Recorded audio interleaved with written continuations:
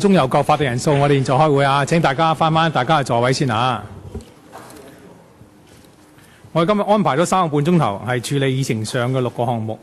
我提醒委員，假如委員就今日嘅會議嘅處理事係有直接或者間接金錢利益嘅話呢，請委員Members, if you have any direct or indirect pecuniary interest to the discussion items, please declare the nature of your interest before you speak. And please also note Rule 83A in respect of voting when you have a direct pecuniary interest.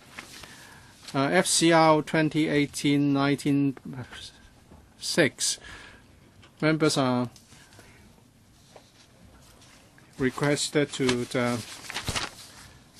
approve the proposal EC 28-17-18-21.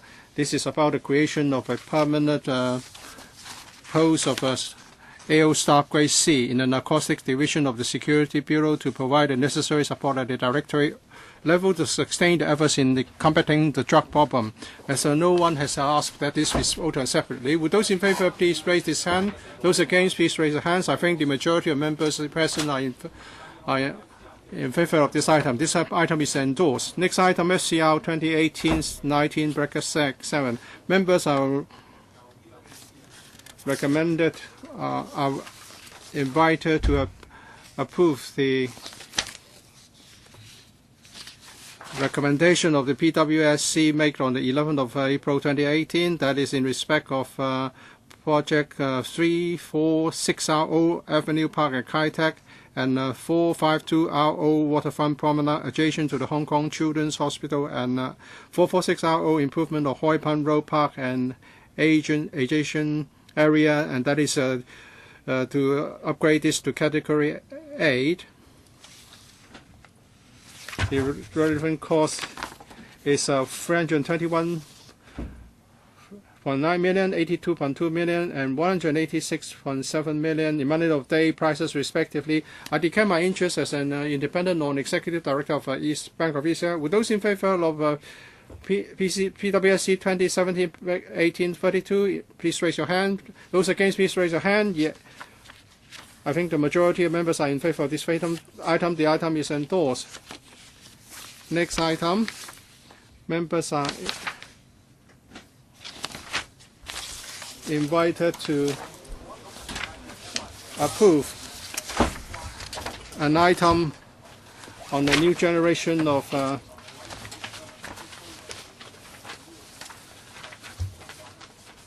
in the next generation application and investigation EC systems.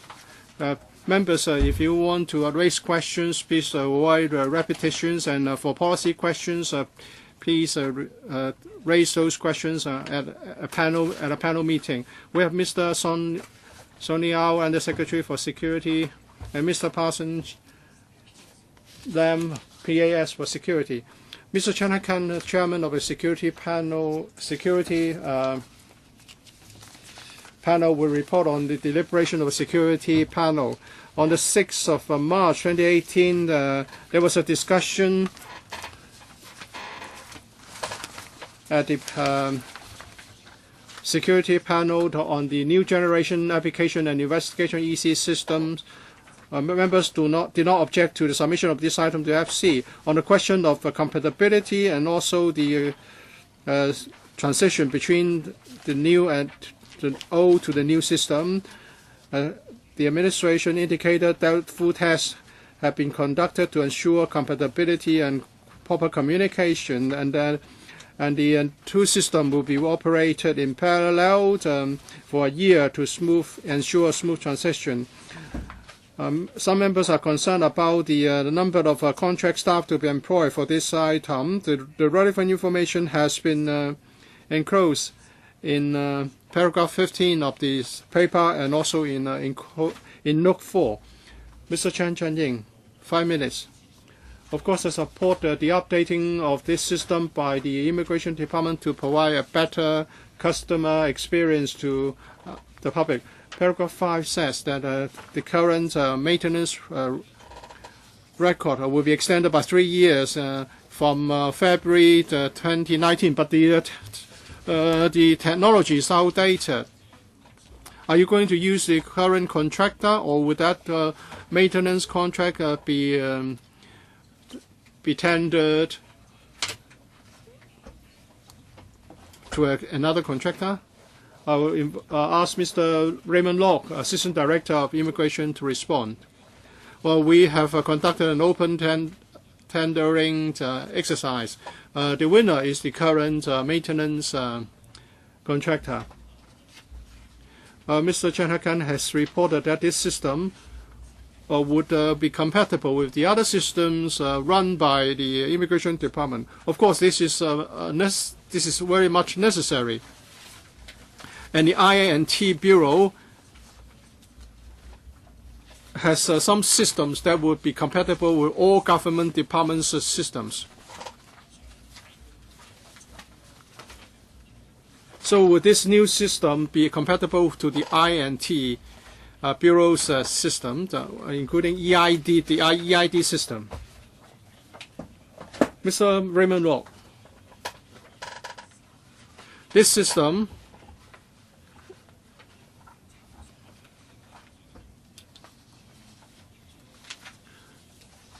was the suggestion that we made back in 2013, because we want to carry out some strategic projects to upgrade our systems to provide better service. At that point, there was no suggestion of an EID system, and as a result, for the moment, at the time being, we have not talked to the relevant bureau on EID, but we will pay attention to the development of EID. Mr. Chan has also said that there will be two systems. New and old will be operated in parallel for a year. And in paragraph 12, the old system would go all the way to 2022. But you will only be paying the software and hardware for the new system in 2021. So is it that you will pay later, you start to use it and pay later? Otherwise, can you really ensure that the two timelines are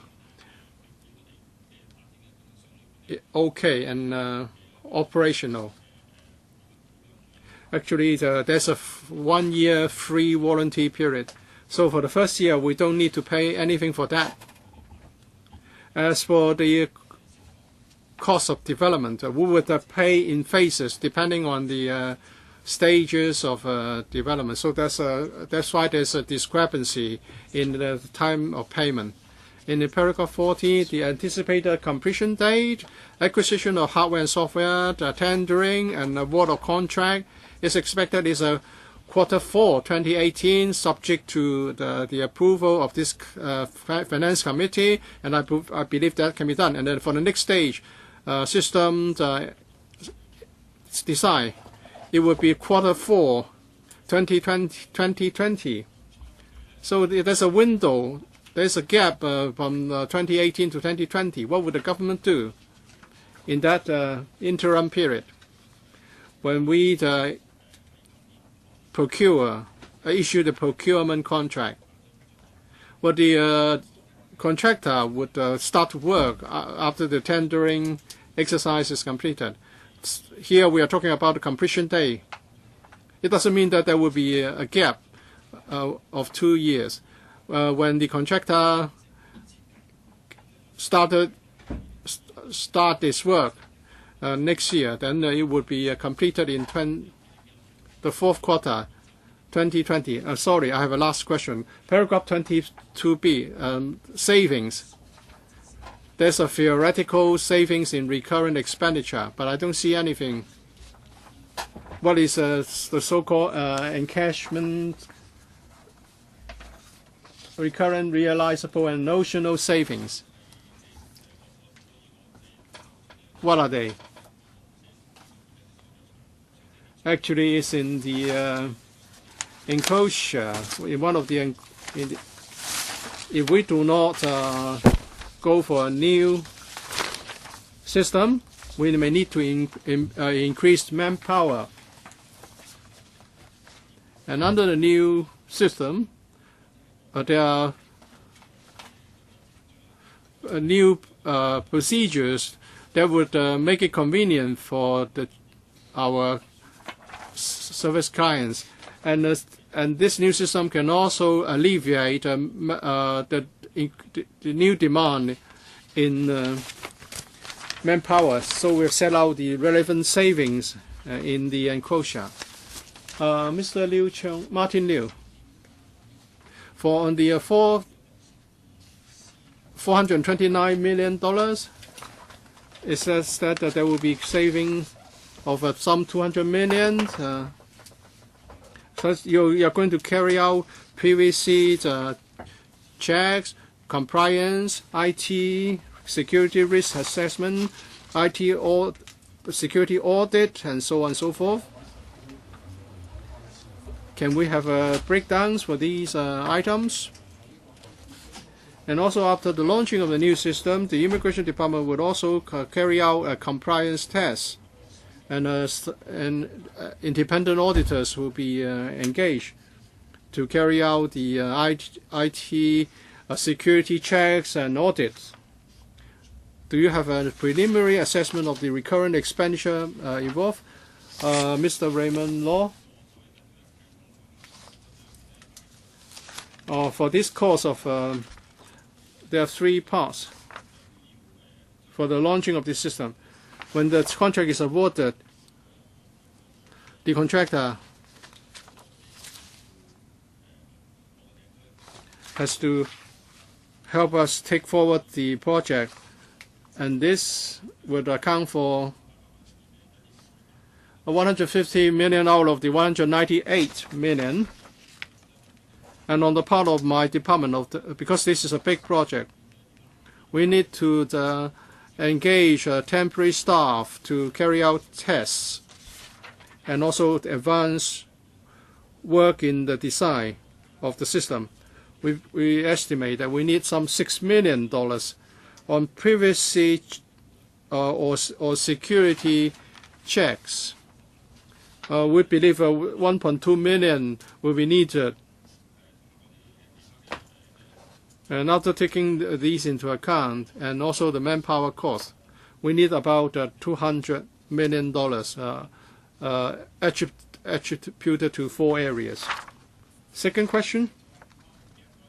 Maybe he has missed that question. After the system is launched, do you need to carry out compliance tests? Do you need to engage auditors to carry out security checks of the IT and the security audits? Do you have any preliminary estimation of the recurrent costs involved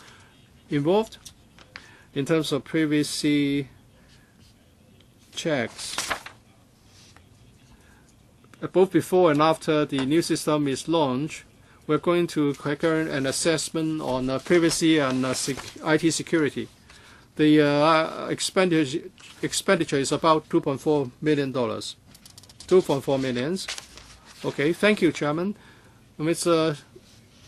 Siu Ka-fai, first of all, I'd like to thank the Immigration Department, because I think among government departments, the Immigration Department has done a good job. I think many people know that we are one of the first places to implement the e-channel project.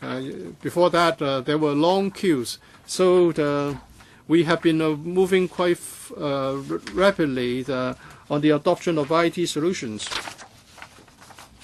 Now, this paper is about the introduction of the next generation application and investigation EC system to handle the travelers, the travel documents of Hong Kong residents, assistance to Hong Kong residents, and then see birth, deaths, and marriage, and also the application for right to abode, and also enforcement cases, processing systems. These are all very related to our people. So with a new system, the processing can be expedited, so I will support this. And also with the new system, to what extent can you save your manpower? And what if you compare with your existing system and the requirement for manpower under the existing system, what kind of savings can we expect? Mr. Raymond Locke, Assistant Director. After this new system is carried out, there will be a number of platforms through which applications can be submitted. And also we can speed up the time for processing visa applications. But provided that we receive all the necessary supporting information from the applicant. Although the new system can speed up the process, but much would depend on the submission of the required information by the applicant. So I cannot really estimate at this point. But after this new system is implemented, we would conduct a review to see how much time can be saved. Well, I have trust. I have confidence in you. Thank you. Mr. Yu Si Wing. I support the provision for this new system. The former one was developed in 2007, and this new system will be up and running in 2021.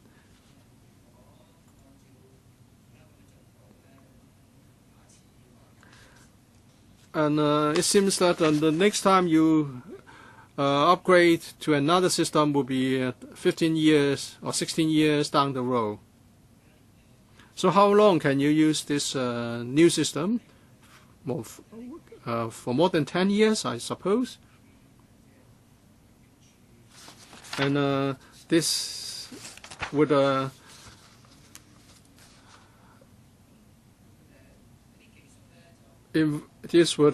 facilitate the various applications. You propose the adoption of new technologies, but when the tenders are issued, are you going to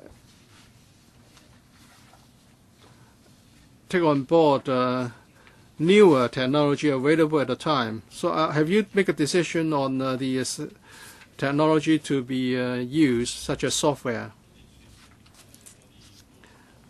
Assistant Director.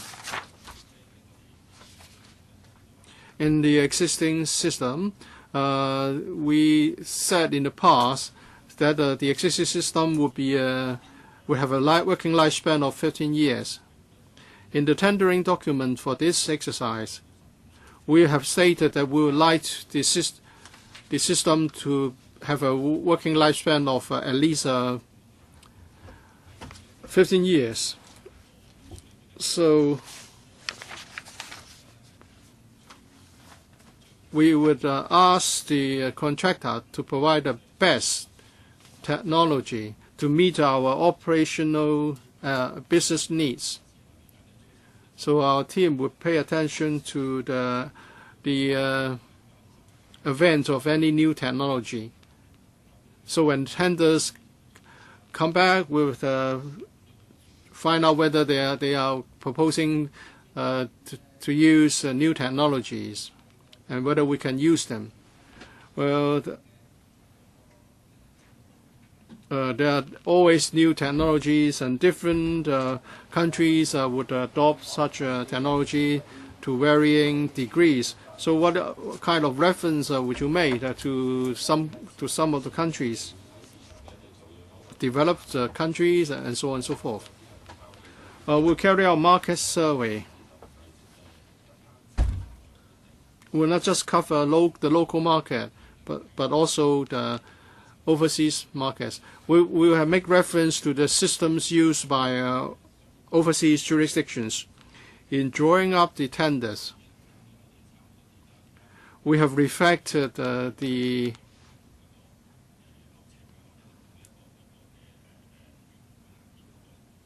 result of our research, and that is we would put in the relevant elements and processes that are being used by other jurisdictions, and we will continue to pay attention to market development so that we can use the best and the newest technology to meet our needs.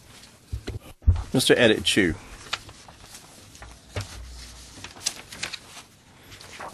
Thank you, Chairman. First question. I would like to ask this applies to system, the next generation. Can you also do with the requests for the marriage records at the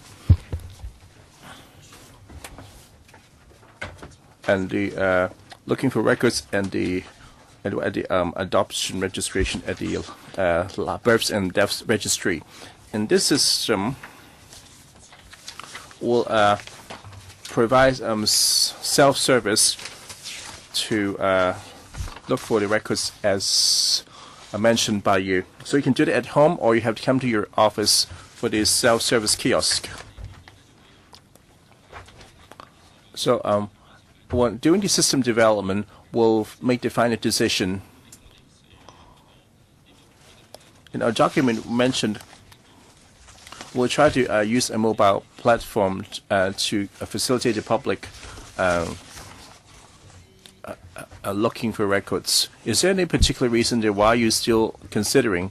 I'm asking this question because for the marriage registry, you have a long queues, usually applying for the certificate of singlehood just to verify their marital status. So most of the applicants in the queue are really for this.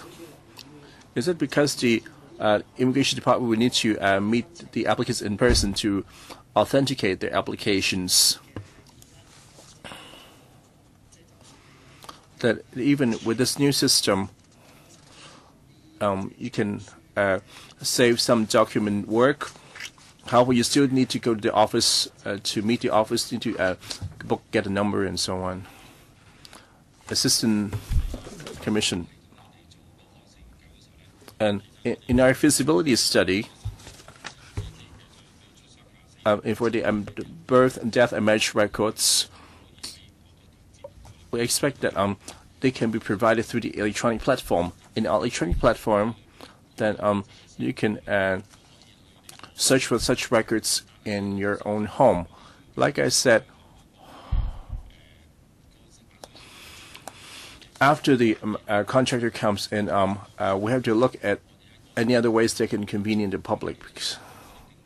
However, we'll definitely do it on the online platform. Chairman, haven't quite answered my question. Were there some procedures that,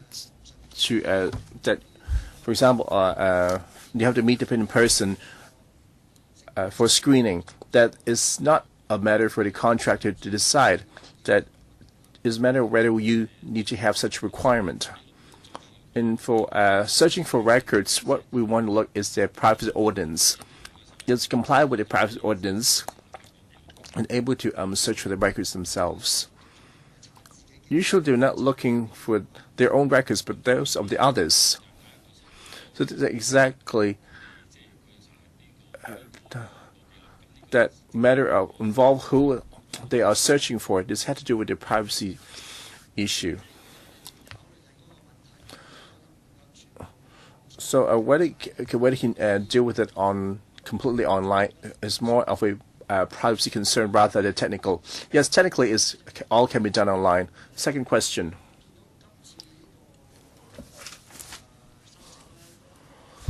In the application, they have a cash in the enclosure. They have the cost and benefit analysis. I have never seen such detail that went as project as far as 2030-31.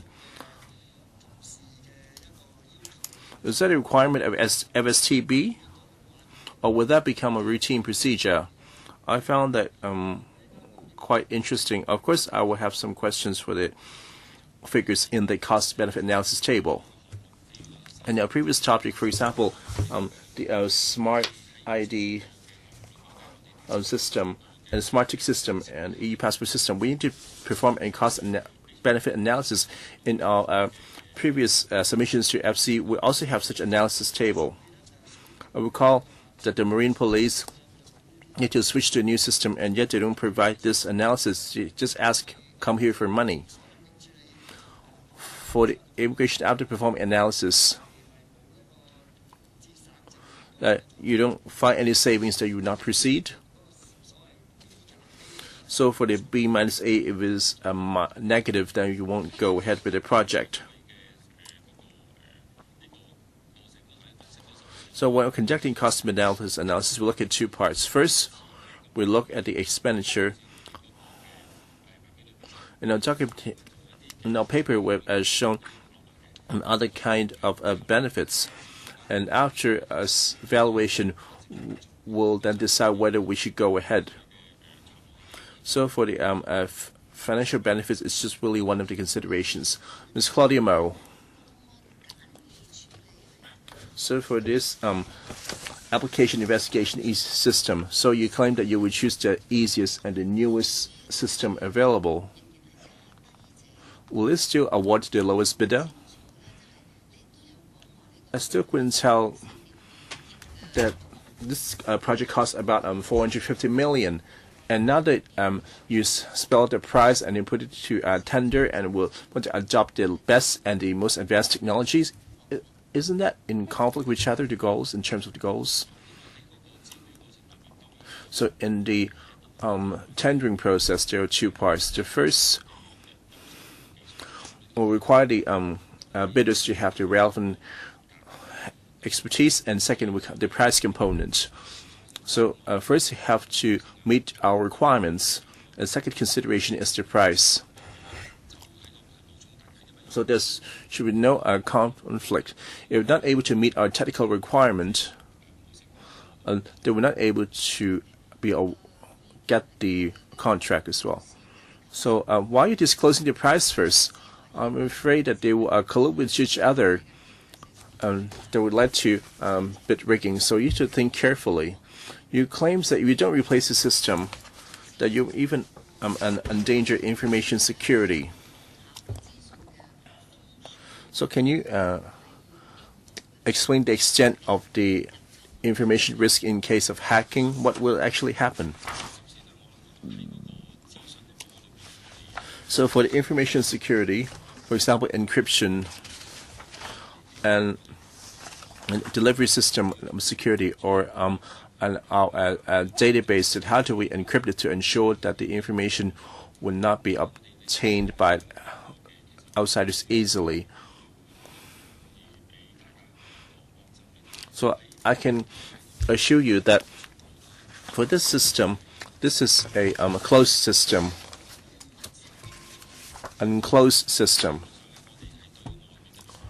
So when communicating with the outside, the system will not be connected to the internet.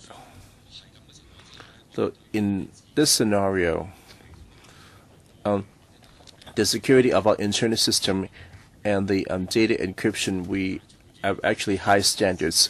As this technology will start to fall behind or rather antiquated, we need to update it from time to time. Currently, other system, we notice there are potential security loopholes. We'll keep updating these security measures. So the paper mentioned that the system usually have a lifespan of 10 years, and now we'd like to upgrade it and start over. They will cost over 450 million. So will we cost roughly the same from now on? So for every decade, the system will need to be replaced. So the price, would you imagine as being cheaper or more expensive as the technology get more advanced? 450 million is more expensive than I thought.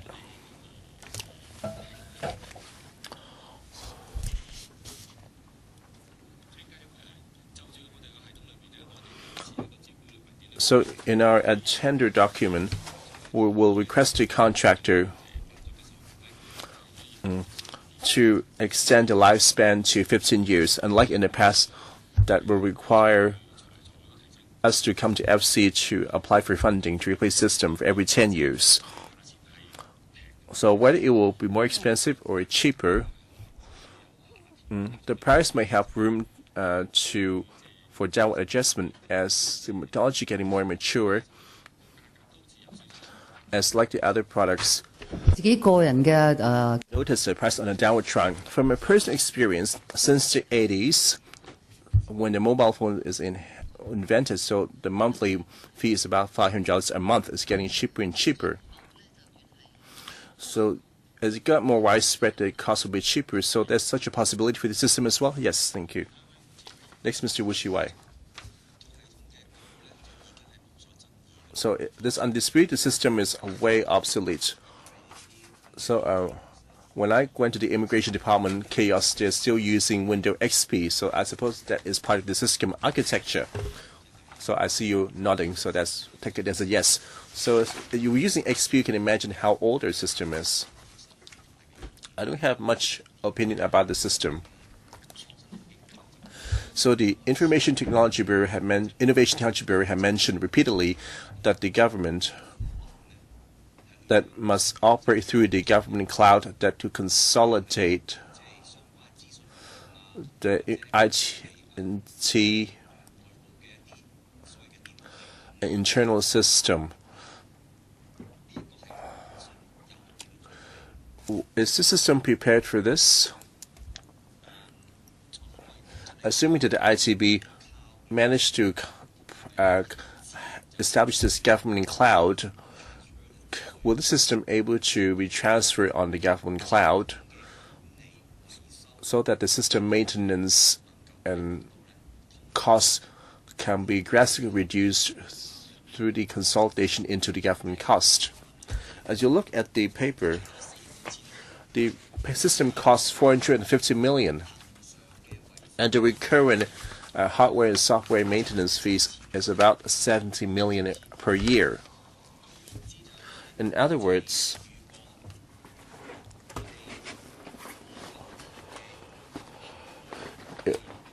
if we have no consideration of considering the using the government cloud for hardware support, we're not only facing this $450 million product development costs, and every year there will be $70 million in maintenance cost. So may I ask, are we prepared, and when will the government embark on this cloud? Because the Secretary for Innovation Technologies mentioned that the existing government system, that because each department doing their own thing, they lack the economy of scale. And for each system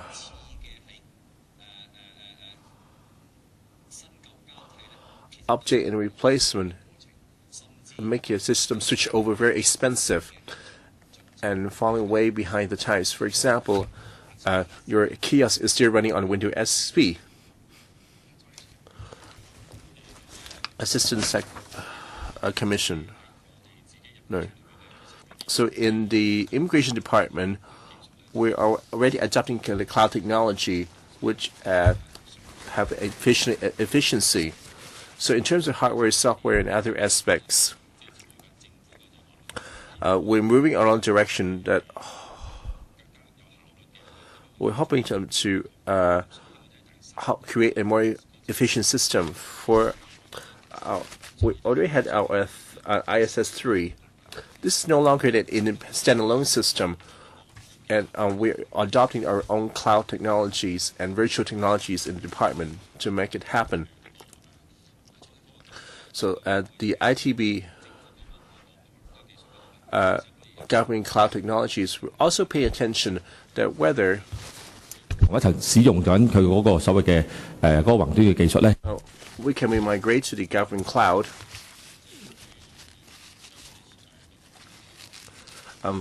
to promote our services and for better public access. We'll be closely monitoring it, and now currently our government department is doing the same thing for each system project. The compatibility and other areas on the technology side that we are going along direction and helping them to achieve the desired results using the lowest cost possible. The government response claimed that the inside department, the different system already adopting the cloud technology. From the paper, the hardware and software maintenance we're costing about 69 million per year. So for different system, what's happening to their maintenance? I'm worried that even if you migrate to the cloud, so you have realized this synergy for migration and the consolidation into cloud, so as to reduce the maintenance cost.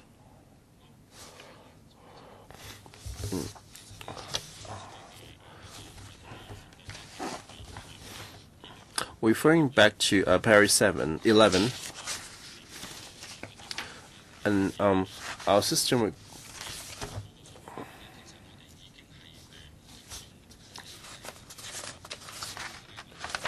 it's like the lowest estimate possible, and for the cloud technology, and so if we have an increased number of applications, we would not have to apply for funding or redeploy resources to make it happen. So we already take into account that. Mr. Ray Chan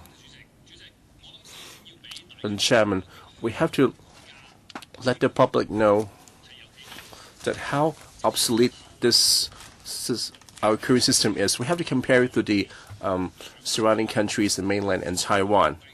Looking at Paris 7A, electronics visa application, now they only be used for visa extension applications, not for new applications. So for the Taiwan entry permit, so we used to collect a booklet. Now you can do it on the landing visa, and now you can do it electronically, which is much more convenient and actually costs money. So landing visa actually costs money, but if we do it online, it was free. So he claims that the electronic applications visa be extended to all applications in 3 entry classes. So whether you cost less or even free for visa applications, I want to know as well. And point B, web-based application forms and electronic notifications. So nowadays, you just have to print out the forms and fax to the immigration department. So nothing electronic about it, because you have to just scan and upload for submission. So I want to let you know how backward are we these days. So in future, so would that not be required that we can complete the procedure online?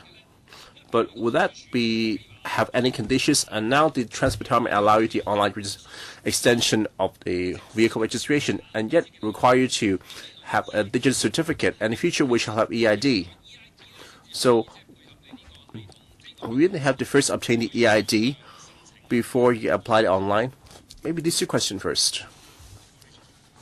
Assistant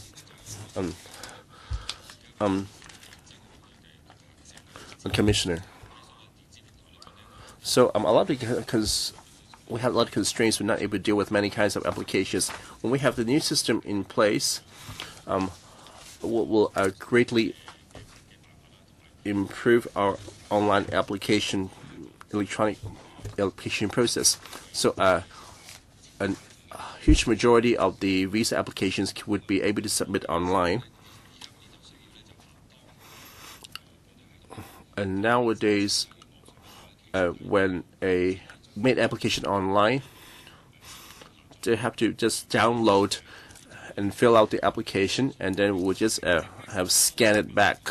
You might as well just fax to your department, right? Yeah, similar.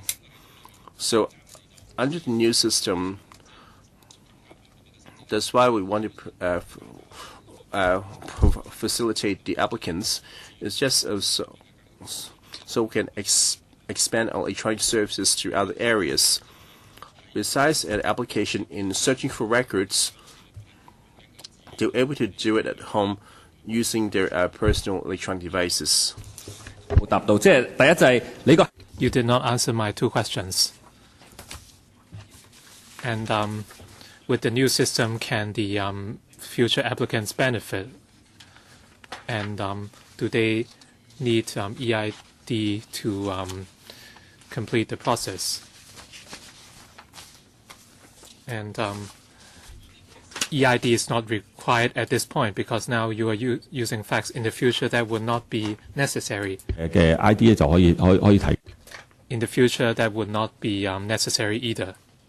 In terms of fees, when the system is implemented, 成本效益會計翻出嚟嗰陣時候咧，就話以至睇下 when the system is implemented, we would see whether there's any room for reviewing the charges. After the implementation of the new system, how would it compare to our neighbors? Can we align ourselves with our neighbors? As you know, when Taiwanese people visit Hong Kong,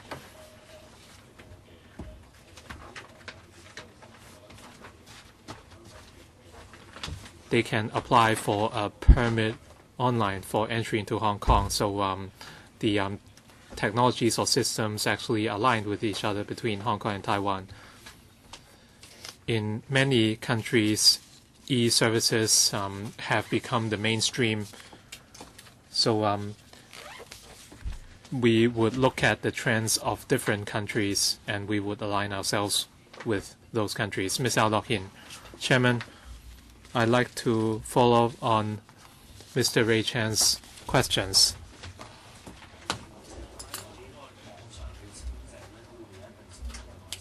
The government said e-visas would be improved substantially, so I'd like to know what improvements there would be specifically. I think a simple yes or no would do. First of all,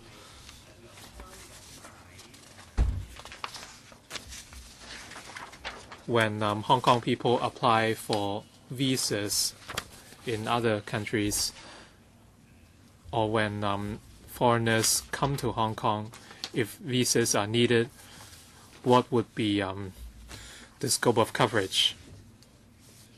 For Hong Kong people applying for overseas visas, they have to go to the relevant consulates. The Hong Kong government cannot vet applications for foreign visas. For foreigners coming to Hong Kong for visa application, they can make use of our online services. All right, thank you.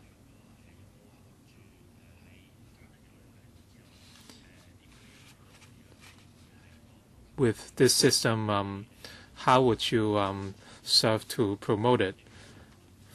From our experience with electronic platforms, there were a lot of mishaps. E-certificate, well, very few people are using e-certificates.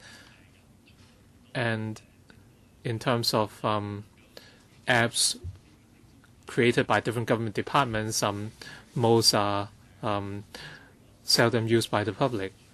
For the applies to system, so apparently it is an upgrade over the existing version. How would you try to promote it to a wider audience? In terms of publicity, we would make use of our overseas economic and trade offices. For applicants who are not in Hong Kong, they would have a proxy in Hong Kong who would lodge an application for them. So we would tell them that they can lodge applications personally in the future, even if they are overseas. For extension of stay applications, applicants would not have to submit forms in person, so we would carry out publicity to educate everyone on the benefits of this system. Chairman, I have another follow-up question. In terms of support or help overseas for online visa applications. They are often used by foreigners coming to Hong Kong. And in February, the electoral panel asked about how help is rendered to Hong Kong residents overseas. And in reply, the government said the hotline 1868 would be the primary form of support. In the future, can the systems be consolidated so that functions like the 1868 hotline would be integrated in the future in order to process support requests or applications? Assistant Director, in our new system, we would incorporate the function of 1868, and for distressed Hong Kong people, we can look up their records immediately and offer help. The Immigration Department would offer more channels of support rather than just the hotline 1868. I have no further questions. Next, Mr. Charles Mok. Chairman, a number of members are very interested in this project, the funds required, lifespan, etc.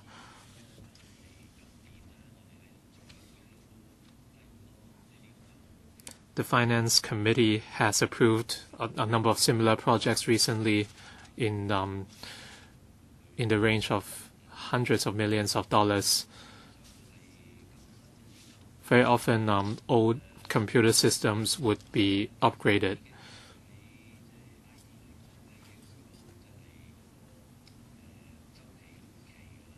I think this model would be phased out very soon in the IT sector because we are turning to cloud technology. We are approving different computer system upgrades, and members have been asking for longer lifespan for these systems, let's say 10 years or 15 years, but technology waits for no one, and the government would constantly have new needs. When we talk about computer systems,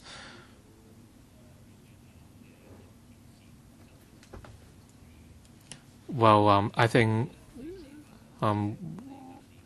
we are putting the focus wrongly. We used to purchase software and they would be installed in the computers. Let's say we spend a few $1,000s on a software to be installed. In theory, it can last 15 years, but in reality, it must be upgraded after a few years. So nowadays, no one would buy software from computer stores. They would purchase software from the cloud. And this is about item 6 today, and the $500 million on a new government cloud platform and big data analytics platform. This is something we are going towards.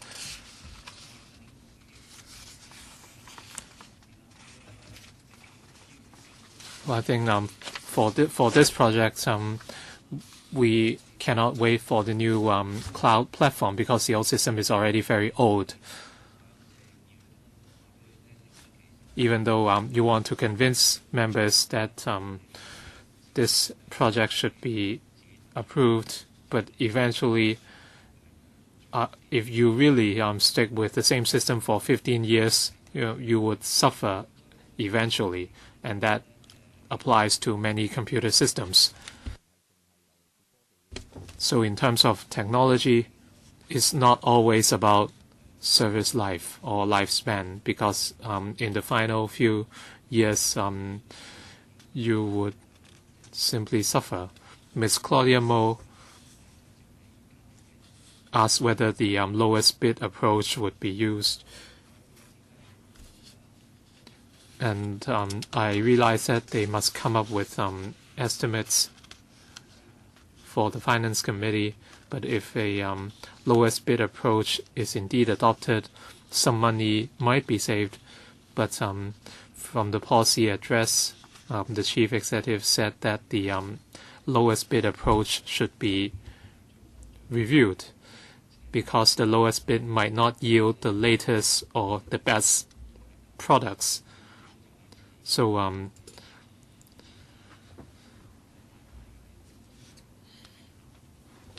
the lowest bid approach is the reason why many of our existing current systems are subpar. So price should not be the only consideration. However, some government officials might stick with the same approach, and they say that the system could be used for a very long time so that the project can be passed more easily. I think this is one reason we are falling behind in terms of technology. I'm not sure if the government agrees, but these are my views. We need a new approach, and by the time we reach item 6,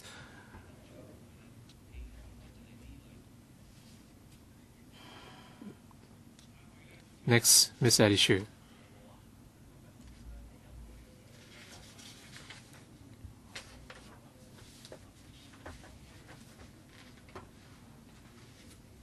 Having heard what Mr. Mark said, as you know, for item 6, we would talk about funding allocation for government cloud.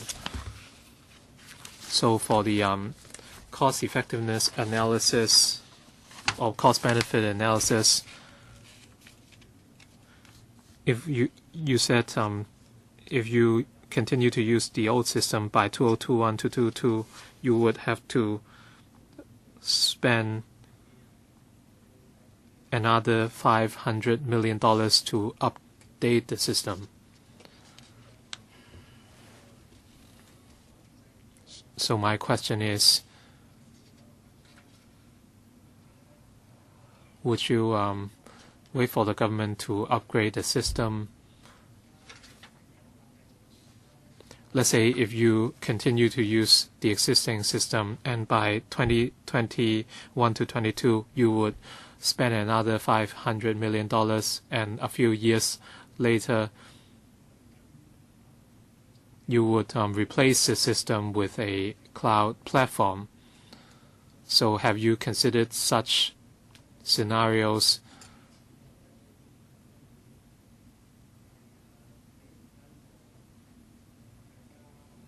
Would this achieve greater cost benefit compared with the current proposal?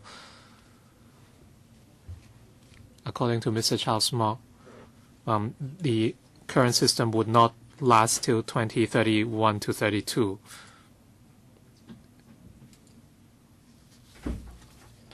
Seven or 8 years later, the analysis might look very different, and the system might need to be disposed. As we mentioned in the paper, our current system has a shelf life of only 10 years. The system was implemented in 2007, and in terms of design, it reached the end of its service life last year, and after an open tender exercise, our current contractor can continue to provide maintenance to our current system till the new system is implemented. If we do not implement the new system, as we said in the paper, it would take a few years to implement the system in phases. If we do not upgrade the system now, if we have to wait till the big data or cloud platforms come on board, there would be more breakdowns to our current system and affect our services.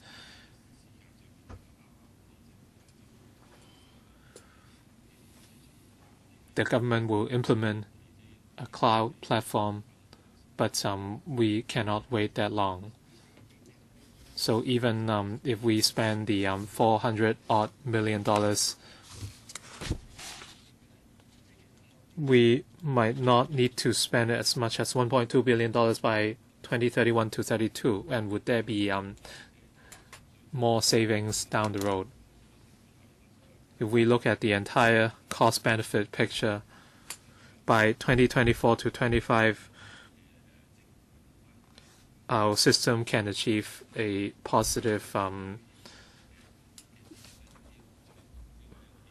return.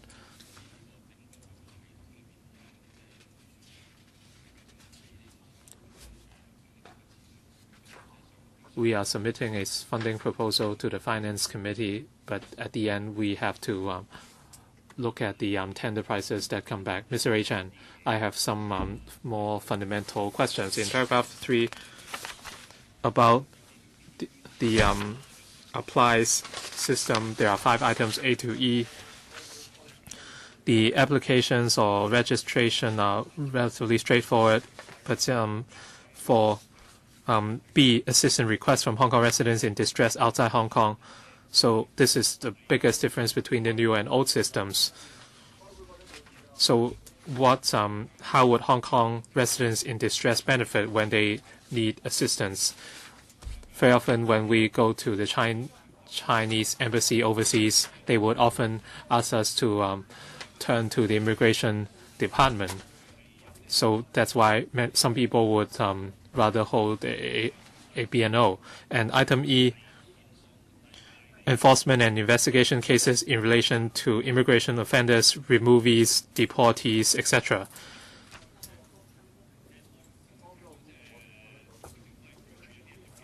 Often we hear that the SAR government would reject entry of certain individuals, and the immigration department would never offer a public explanation for their decisions.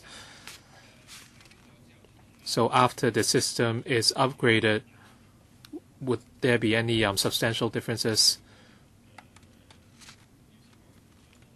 in terms of assistance requests from Hong Kong residents in distress outside Hong Kong? We currently use a telephone system to take in calls from these residents, and after they provide details, we would have to carry out searches in different systems. And with the new system,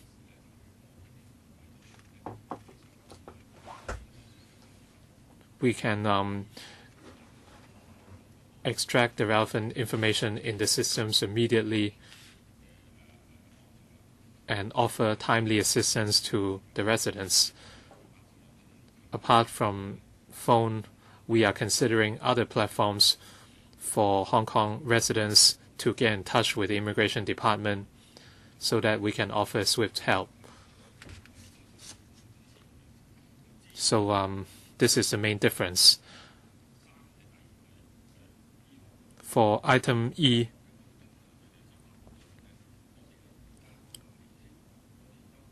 this is about how enforcement work.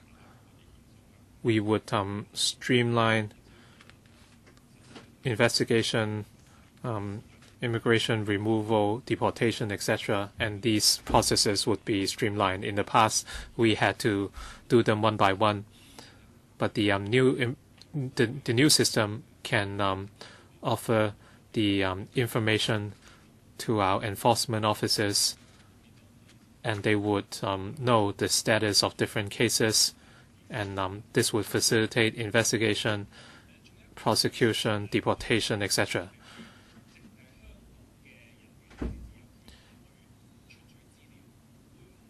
Would the system only be accessible by Hong Kong officers, or would certain information, detail, or intelligence be shared with the mainland or Macau authorities? this is of much concern to the public. As I said, this is an enclosed system, and the information would only be accessed by the Immigration Department, and only IMD offices have access to such information. We never share the information with authorities from other countries or jurisdictions. 18194號文件附接。 If there's no question, I put this item FCR 2014-19 number 4 to the vote. So those in favor, please raise their hand. Those against, please raise hands. I think the majority are in favor of this item.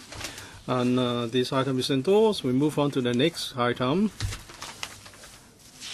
Members are invited to approve an increase in the non-recurrent commitment of $6.2 billion for continuing education fund under Head 173 Working Family and Student Financial Assistance Agency by $10 billion to $16.2 billion. The Labour Welfare Department consulted the Manpower Panel on the 21st of November 2017 and also the 20th of March 2018. Please invite the officials to join us.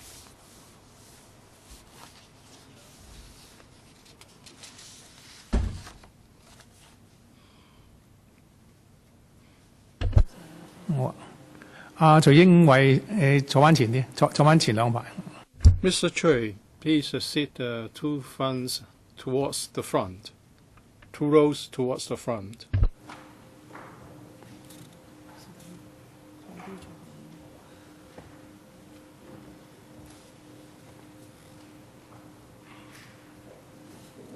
為咗解答大家嘅問題呢， To answer members' questions, we have the Undersecretary for Labour and Welfare, Mr. Caspar Choi, and his team. First member to ask questions, Mr. Martin Liu. Thank you, Chairman. According to the paper, as at the end of last year, the balance of the fund is about $2.76 billion.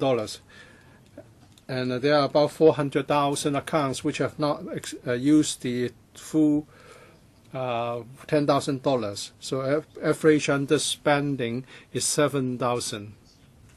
Has the administration got the information on the programs and courses and why these are 400,000 accounts have not fully utilized the assistance? Would you reactivate these accounts? How many of them will continue to make use of the subsidy if their accounts are reactivated? And also, do you have any plan on publicity? Undersecretary, there are about more than 400,000 accounts for whose maximum subsidy have not been fully spent.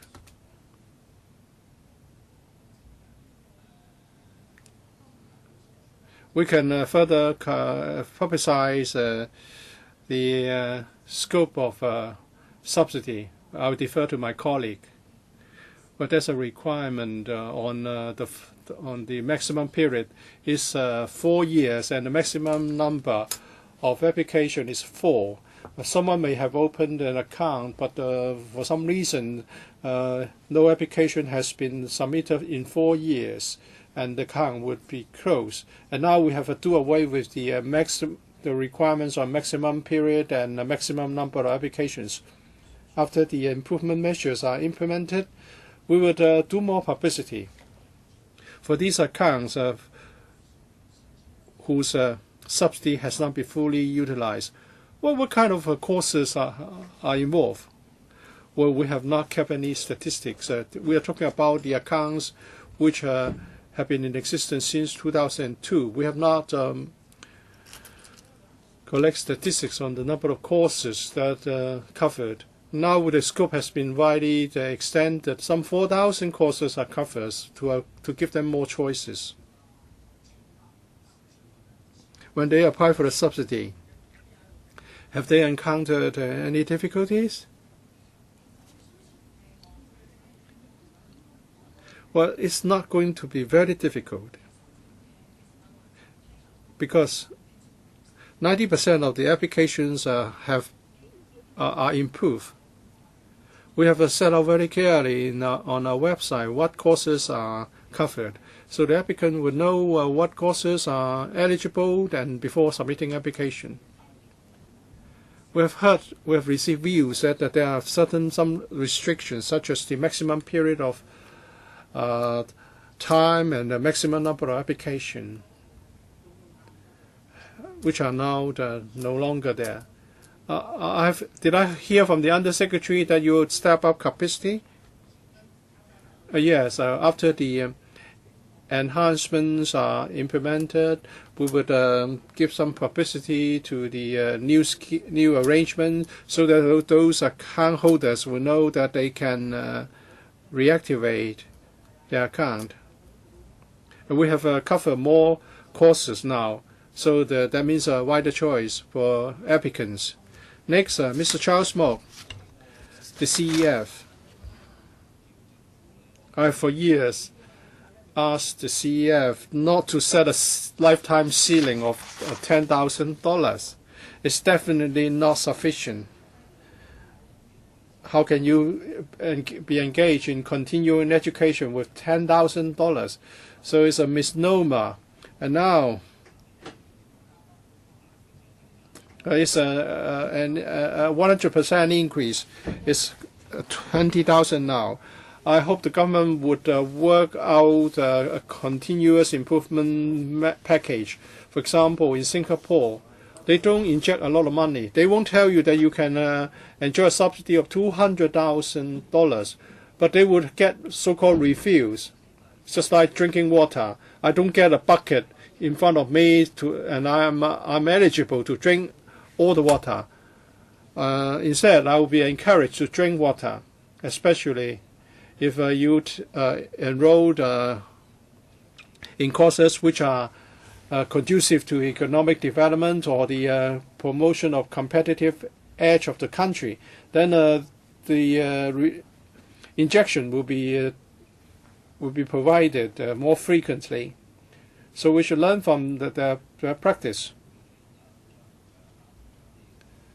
Undersecretary and your colleagues met with myself and my constituents, and then we realized that the time limit was 4 years, and if you fail to spend all the subsidy, then it's the end of the scope.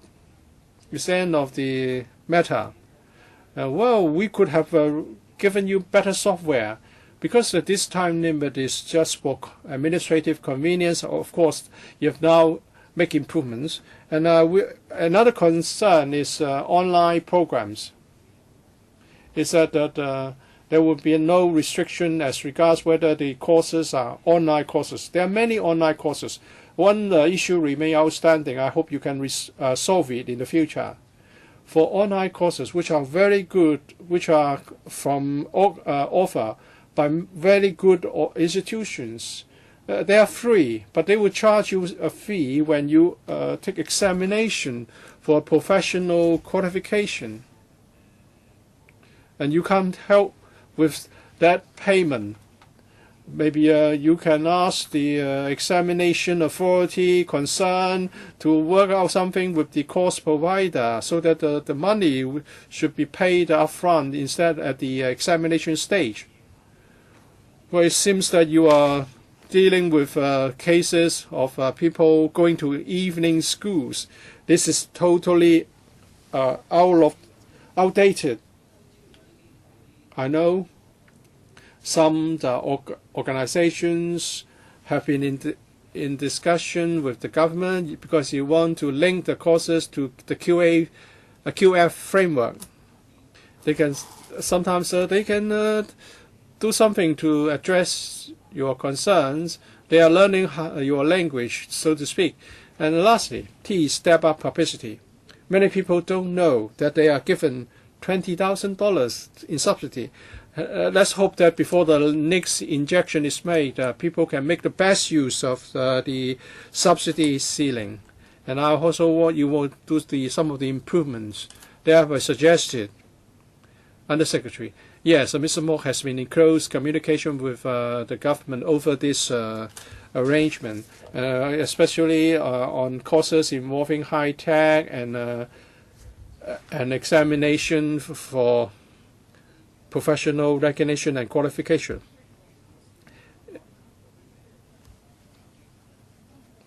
And for these online examinations, sometimes the service provider works in cooperation with local organizations.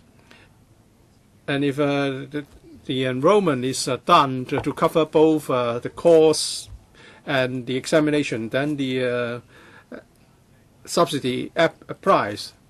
But on the other hand, we need to have proper monitoring to local candidates. If they do not take any courses of instruction or they register outside Hong Kong, it's difficult for us to cover them. But certainly we would keep in mind the need to be always up to date. Well, 10 years ago, I used this scheme to take a Putonghua course, to take the Putonghua competency level. I passed, and therefore I got the subsidy.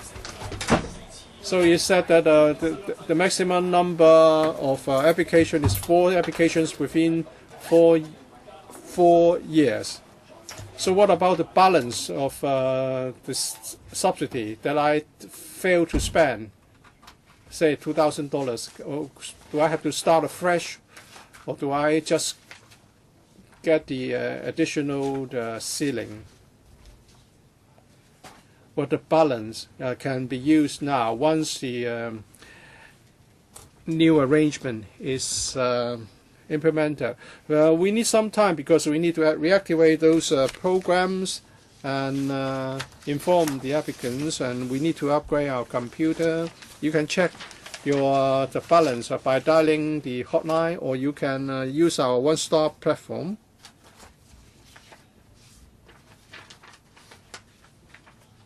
You can use your ID number to check the balance of your account. Now a higher subsidy is given, and the time limit is scrapped, and also the upper age limit is raised from 65 to 70. Do we have courses that are suitable, that are appropriate for 7-year-old people? And I also want to reflect the views of some culture and arts sector practitioners. A certificate will not help them much, but they need to add value through participation in workshops. But the CEF is not helping them to a great extent, because many courses are just digital production. They are covered, but not many courses are on performing arts, and sometimes they have to attend master classes as a part of their continuing education. Of the 4,000 courses covered by the CEF, do you have any that would cover performing arts for artists in the sector? Well, there are some courses on artistic design or performing arts. If new courses are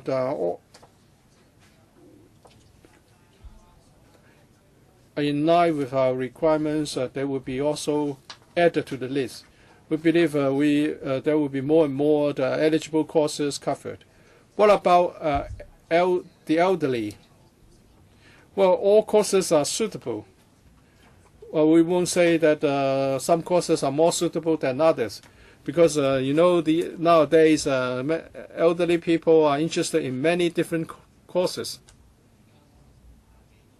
We have more than 10,000 courses, having added additionally 4,000. There will be more choices for the elderly. I hope the future system will be more flexible for the people working in the culture and art sector. I hope master classes and other workshops can also be covered. Mr. Yip Kian-yuen. So the CEF will be more flexible. The subsidy ceiling is now improved. Actually, we did discuss this CEF in the education panel. I had some misunderstanding that it was not under the Education Bureau. And that's why we had people from the LWB answering our question at that meeting. This is not part of the formal education system. When it was set up in 2002, the CEF it was meant to echo a review report on lifelong learning published in 2000. And that is the reform needed for the 21st century, because the title is grand. It's about lifelong education, and that's why we had this CEF. But is the CEF the only tool to promote lifelong learning? In terms of administrative arrangements and managements, well, we may get some information on the CEF's system. But if we look at the wider picture, where people, school leavers and graduates may need to be given some help in lifelong education. In 2000, when that report was published, and since then, the participation rate in continuing education is on the low side. Actually, it's very low compared with Canada, US, and England, well, which have a ratio of more than 50%, and even Japan, for Japan it's 40%. But Hong Kong, according to OECD survey of OECD, is just 25%. And that's to say that the learning culture is weak in Hong Kong. Money or subsidy is a question, but we need a comprehensive policy even more, so as to cultivate a learning atmosphere and culture.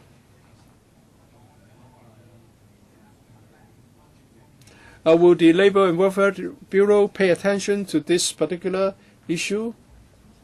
Or is it that we have the CEF, but we don't have other supporting policies to make it work? Under Secretary, as the paper set out, the purpose of the of CEF is set out in the paper. I won't repeat what is already in the paper. Apart from CEF, Mr. Yip is asking, apart from the CEF, whether there are other arrangements and schemes to encourage continuing education. Yes, for the elderly people, we have courses for under the Elderly Academy, offering computer courses and the like, and also have the adult education, the mileage program, and also we have the ELB program to nurture talent, and we also provide a means tested subsidy to those undergraduates on self-financing degree courses. So we have different bureaus implementing the different measures through different channels to encourage working people or the adults to practice continuing education. Part of my question has been addressed by the Undersecretary, but we need to take a look at the wider picture. For example, in the past we have evening schools for adults, but now there are very few places. I think as a matter of policy, we need to review the situation. But now, since we are on the CF, I don't want to change the subject so drastically. I've only 2 seconds, or you can press the button again if you want to ask questions. Ms. Ann Zhang. This time, the government extends the age limit from 65 to 70 for the CEF. This is most welcome because you know people live longer nowadays, and in terms of health, people nowadays know how to take care of their well-being and health, and therefore, okay, we extend the age limit to 70. It's okay. But you can also look at it from another perspective. Many people only retire after reaching after 60 or beyond.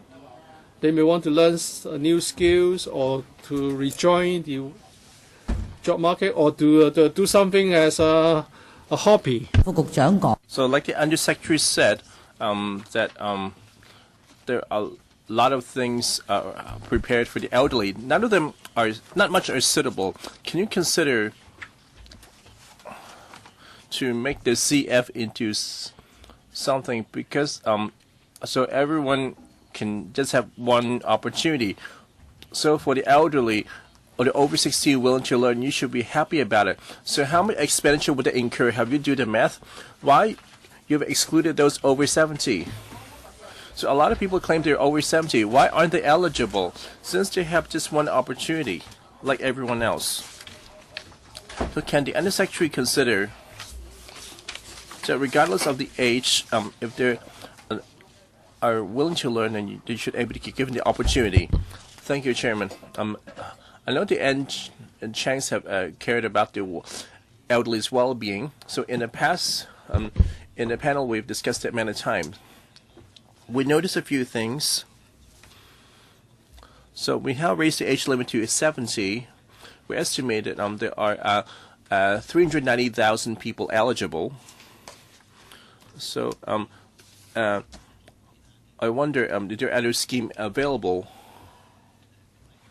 to encourage the elderly, if they're interested, are able to study or something? So there are a lot of courses that are free. For example, at education scheme, probably at a nominal fee, or as seniors academy and so on. So we also notice that in terms of the past application, those who are over 50 applying for CF are made up a small proportion. At the same time, we also notice, or even take into account,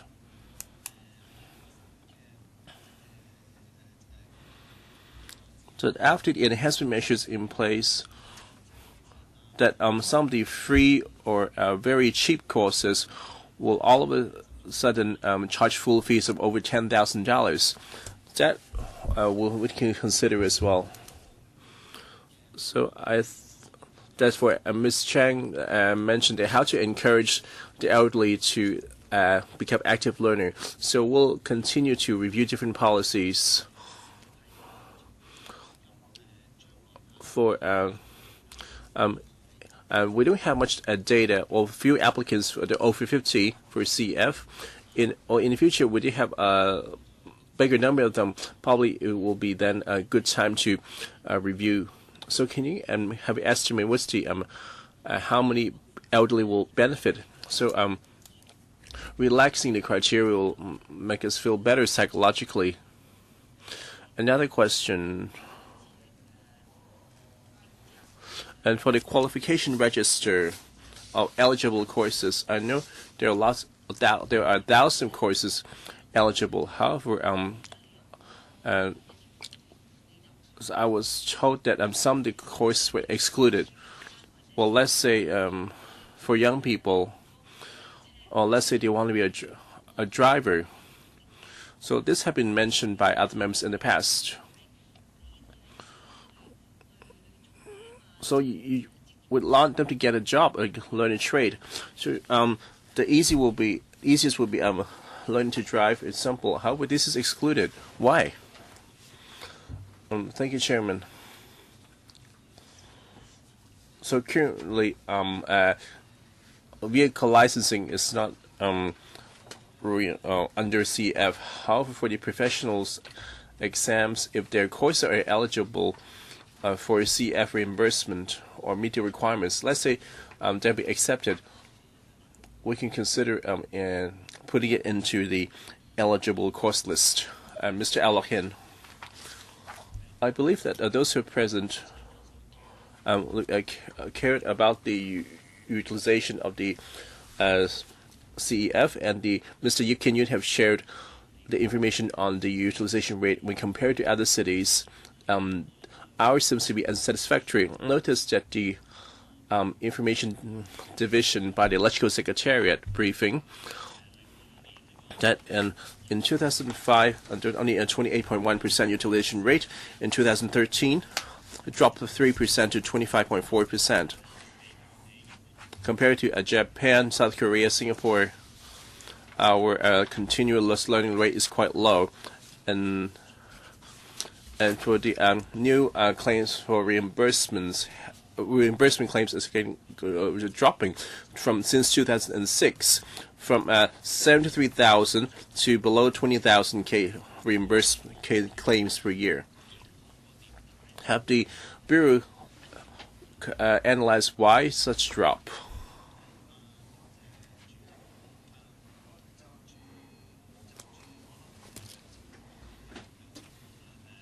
Like my colleague said, the publicity in the past that not many people remembered we exist, or maybe there's a validity period limit and the claims limit. And back in 2016, and we have engaged a consultancy to carry a study to look at past applications and the future directions. And for these proposed enhancement measures, and hopefully when in place, we can encourage more people to utilize this CEF, including, like we said, raising the age limit. The subsidy ceiling has been raised as well. We have abolished the year limit and the number of claims limit, and we expand the scope of the courses from 7,800 to over 10,000 courses. I believe that these enhancements will able to respond to the members' concern of how do we have more people applying for this fund. Of course, we need to step up the publicity as well. And Chairman, I suspect the publicity may be deficient. However, it necessarily need to be carried out yourself solely. I noticed that the institutions launching CF courses will do the publicity as well, because they claim that this courses will be eligible for reimbursement by the CEF. So the course providers also help with the publicity. However, we need to look at that from the user point of view. I do support some aspect of, and this time I see that you expand the coverage, including a lot of occupational courses, for example, of beauty, hairdressing, jewelry, and so on. I believe that these sectors will help to get recognition under the qualification framework, so that we'll welcome people taking diploma courses and other kind of courses to allow them to enter the sector with certain qualifications. So I want to have the look at these courses. These courses haven't been launched yet, so you need them. We can't evaluate them until they're launched. However, some of these courses, well, they're not willing to launch part-time programs courses for the tertiary institutions. They might have the view that some of them will willing to launch part-time courses, and some of them will think that my program are attractive enough that will just launch full-time programs, so not as to divert resources away to take care of this part-time courses. However, some of these lifelong learning is going to be difficult to enroll in those full-time courses. And some others would like to study other kind of courses, for example, getting overseas qualification. Even though you can take online courses which have been covered under CF, some of those. And would you consider my suggestion whether the existing course offerings were able to match the lifestyle and the schedule of the Hong Kong people? For the foreign courses, have we taken account of the local demand for them? Thank you, Chairman. So members mentioned that another advantages of the CF that is quite market-driven. If there's more demand, I believe that a lot of course providers will consider launching courses to meet the demand. So we'll closely monitor the offerings. If we're able to make them qualify for CF reimbursement, we'll try to offer assistance as much as we could. Mr. Tony Chair. So continuous and lifelong learning, of course, we shall support. In the past few years, I've been urging the government to review the reimbursement amount and cost offerings of the CF, and this time the government had finally responded with some enhancement measures.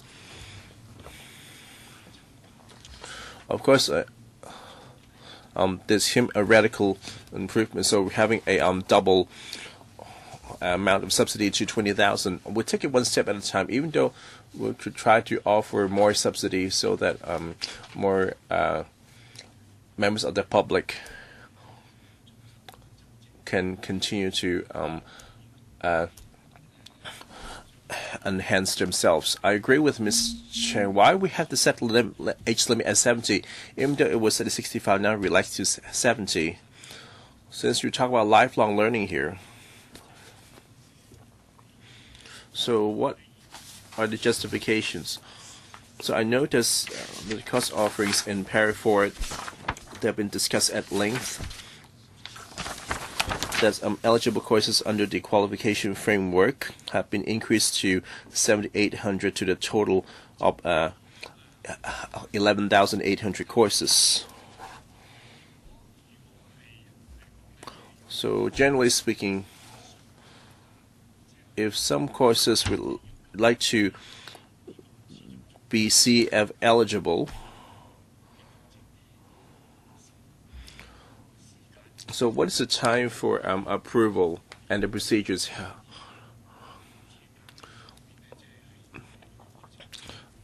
So usually you would make them eligible if they are within the qualification framework. 2 questions, Under Secretary, please.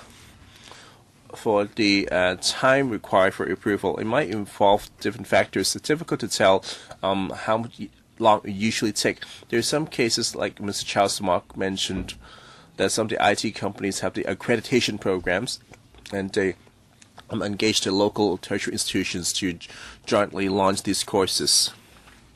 We also need to look to first if they're eligible for CF. So I can't say generally how much is required. So what's the shortest and the longest time for approval? Do you have such information just to give us an idea? Let's say it would take 2 to 3 years. So we can consider expediting it.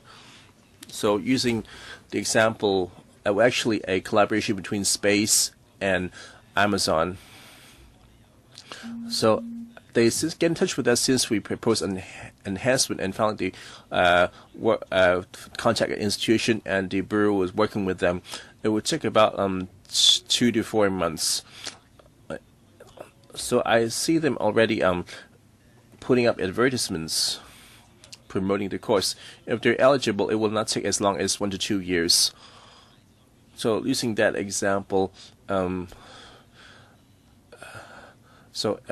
could be CF eligible within 6 months. For the age limit of 70, in our past review, we're of the view that raising the age limits is important, but I just said that currently we have different scheme available. Some of them will be free or at a nominal cost. We're afraid that it will lead to this jump in fees for those kind of courses. Another area to be noted, then in our applicant pool, those who are under or over 65 are quite few. So of course we have to wait the enhancement to take place first. So in the long run, if there are a lot of applicants reaching 60 or 70 who are still keen to apply, they will consider it worth looking into it. Another question. So for the fees of those courses, will you pay attention as well in the setting of this tuition fees? So that will be decided by the market. But usually the course providers have been quite smart. They know that they have a ceiling of $10,000, so they would have this fee set at that. So that's why we have a two-tier situation. And a lot of the courses, and even if they has been below 10,000, they were immediately raised to 10,000 after we announced the scheme. That's why we set it at the co-payment ratio at 40%. Then yes, Dr. Chen Chung Tai. So the government mentioned that on the tuition fees. So some of the course providers that will increase the tuition fees in response to the raising of the subsidy ceiling. So the government will need to be careful that whether you will add to the burden of the cost users. This is my comment. So my question is, now that you mentioned about lifelong learning, that we cannot have a set of a 4-year validity period, not for administrative convenience. We hope that every Hong Kong people can enjoy this opportunity. For this setting up this time limit, this just doesn't make sense. I think this problem can be conquered. And not this $10,000 is just neither here or there. Now that we come to raise with $20,000, and now that have included all courses under the qualification framework, why don't we consider UGC and the ERB courses as well? And instead of just covering the qualification framework, the UGC programs could be subsidized under CED. Why can we include them as well? And thank you, Chairman. I agree with the members' comments that we shouldn't have set a validity period. That's why these two have been abolished. And on the tuition fees and course fees, I already explained that why, and for the second batch of $10,000, that the co-payment ratio is different. So it's important to be market driven. When there are more choices in the market, the applicants will consider what sort of courses they should take.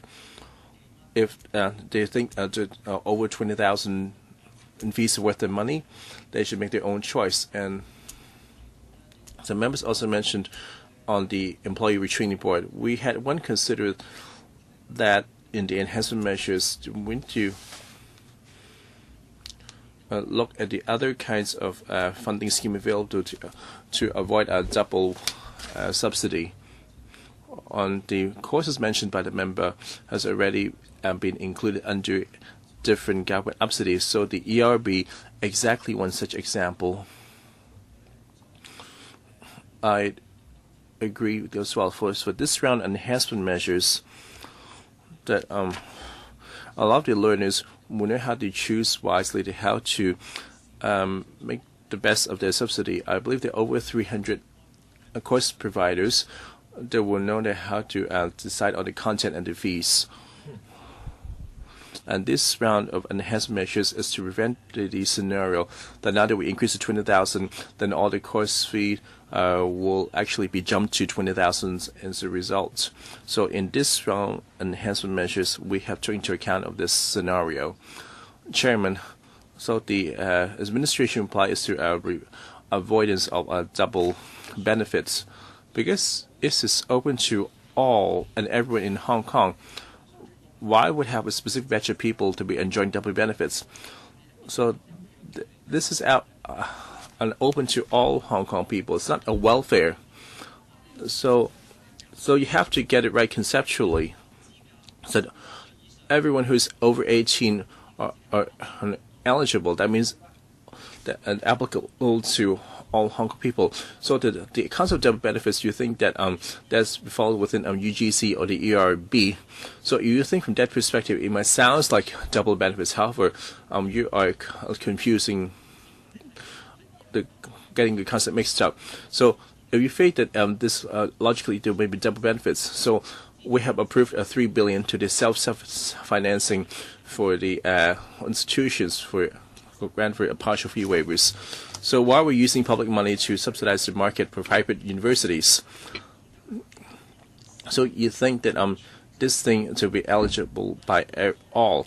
For my example is remarkable. So logically, you should not be subsidizing private universities. But the government still offered more than $3 billion, and in this exercise, through the UGC and ERB funding, you can provide an extra incentive. Under Secretary, I would try to offer a more accurate answer. For the ERB, it is somewhat being funded by the government already. That's why we are trying to avoid double benefits. That's why we would not consider such proposal. Dr. Fernando Chang, Chairman.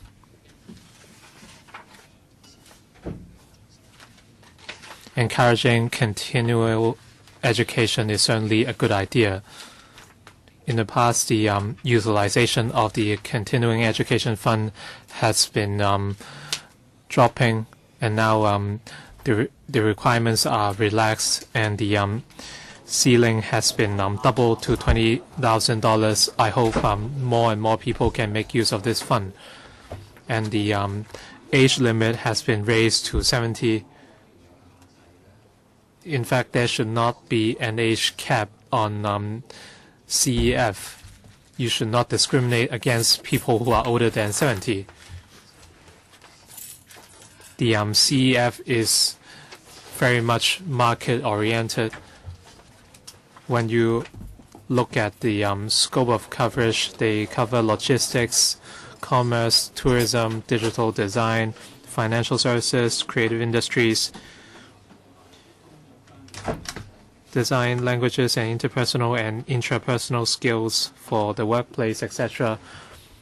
I would not say these are not important, but it should not be completely work-oriented when you think about the age limit. There are currently 7,860 CEF recognized courses, of which only 9 are related to elderly services. So this is certainly disproportionate. You might say that the organizers would, well, it's up to the organizers to apply, but people-oriented services are important, but they are being ignored.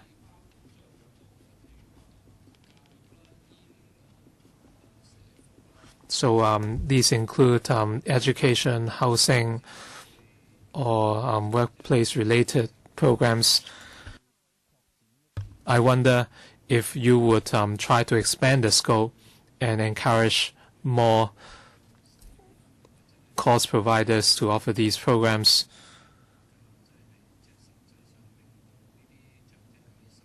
So this way you can actually benefit the elderly people by raising the age limit. As for the development of further courses in the future, I agree that for elderly services, we have a shortage of talents. So if we encourage more people to take up these courses, that might help tackle the manpower shortage.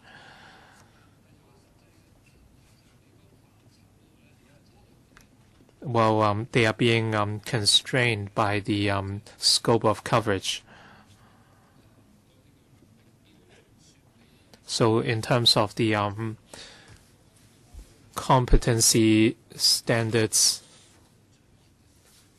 They must a course must fulfill the competency standard of elderly services. So only 9 courses out of 7,890 is certainly disproportionately low. And for the competency standard-based courses, these would be included. And on page 3 of the annex, in terms of services, for example, residential services, elderly services, these should be included. And you should include more people-oriented services such as social service, healthcare, education,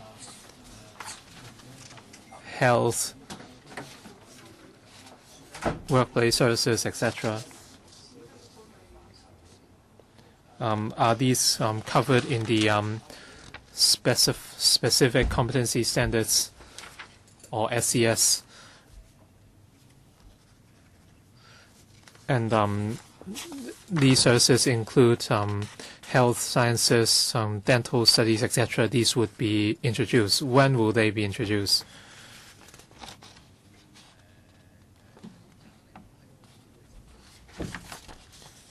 You can refer to page 3 of the enclosure 1 at the bottom. Mr. Chiu Ka-shun.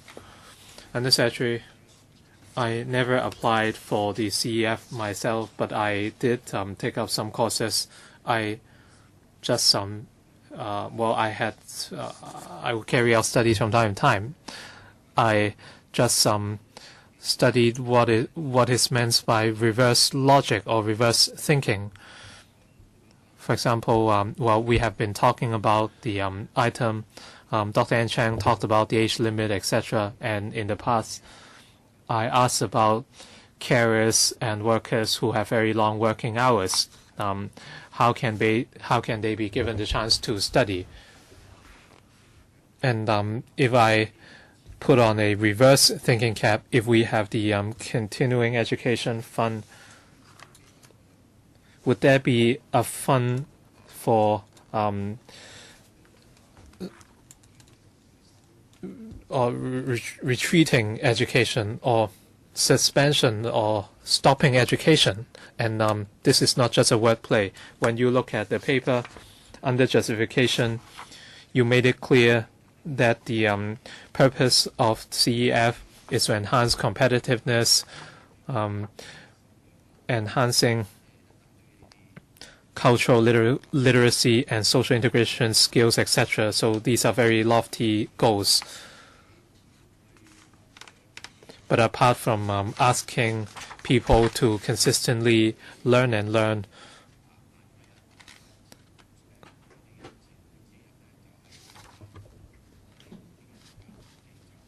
and nowadays, in this era, we have no option but to constantly enhance ourselves and compete or enhance our competitiveness.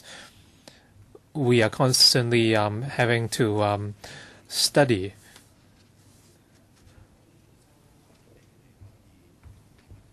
Some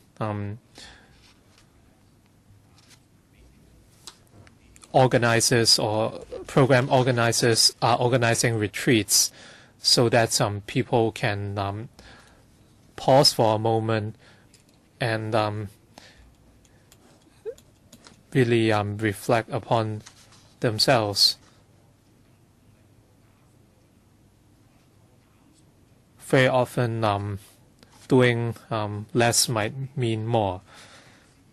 So the CEF is an education fund, but I think it's too the scope is too narrow. The vision is too narrow.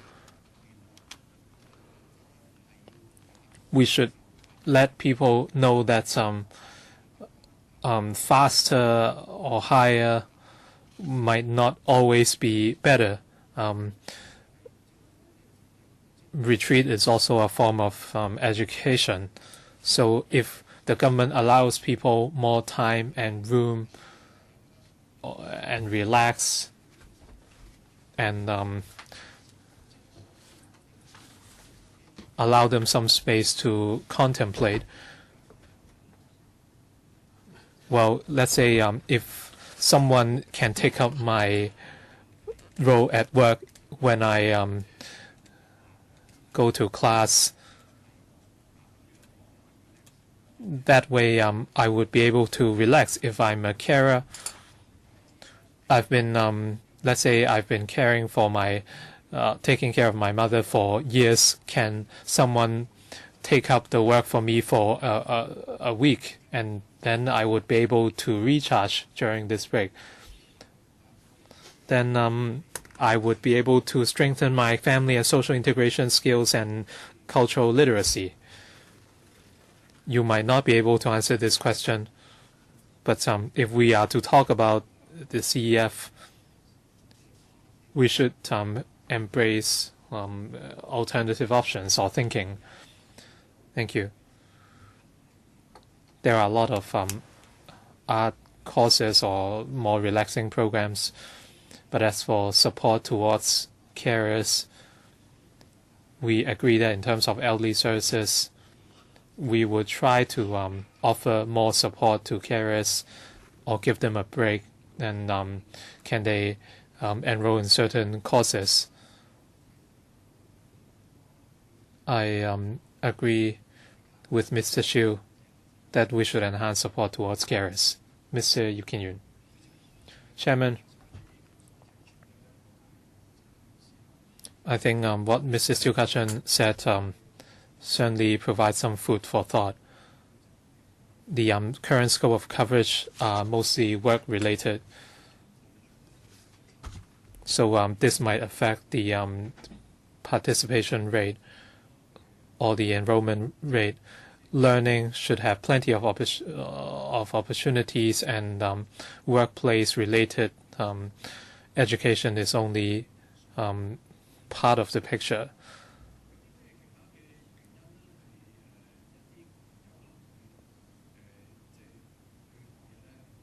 So what are the factors affecting people's motivation to learn in terms of tax concessions? At the Bills Committee, we asked whether there would be parents who want to learn how to take care of their children. So for parents, this is an important education. Would these be included or covered by CEF? Can we broaden our vision of learning? So this is the first point. And secondly, as Mr. Stiu Ka-chun said, can we apply for retreats?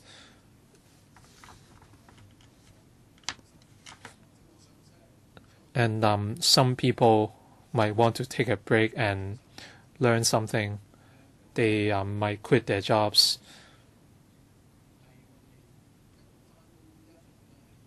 So this mode of learning is different from attending classes after work every week. The CEF is about adding or learning something more on top of your current duties. So this is more about the policy. It's about the concept of continuing education or lifelong learning. Some people might choose to quit their job and take up a master's or diploma program, or even something else that is related to their vision. Lifelong education is about having more options and more outlets. People can integrate with the mainstream education framework if they want to. So this is about the overarching policy. would the Labour and Welfare Bureau take up this policy, or would there be dedicated staff to handle this? Or is there no policy bureau to take up the aspect of lifelong learning? Thank you very much.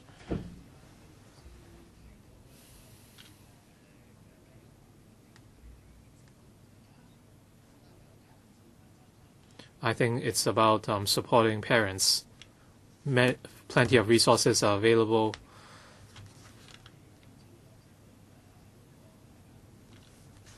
At the parent support centers, and the number would increase from 6 to about 19. So this is about supporting parents, and in coming panel meetings, these will also be covered. So the text end part of the question might have to do with the qualifications framework. Please. For programs under the qualifications register, they would be covered by the CEF.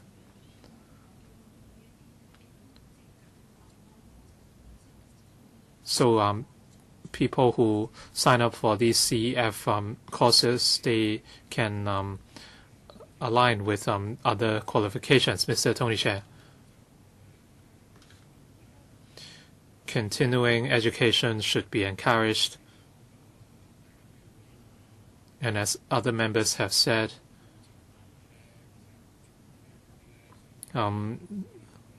there are views that the scope of coverage of the courses should be widened, even though you said that more than 11,000 courses have been covered. So it would take quite some time to review the scope.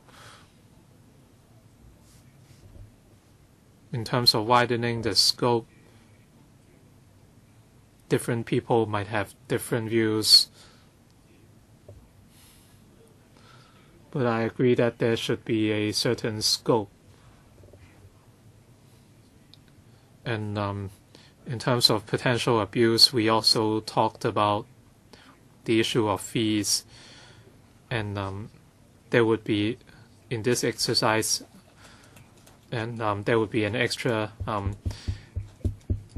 provision of $10,000, and the students would pay 40%. So I think this tackles the issue, and some courses might charge more after this change, even though you talked about market orientation, and that is if the fees are too high and the students have to pay a proportion of the fee, they might be discouraged.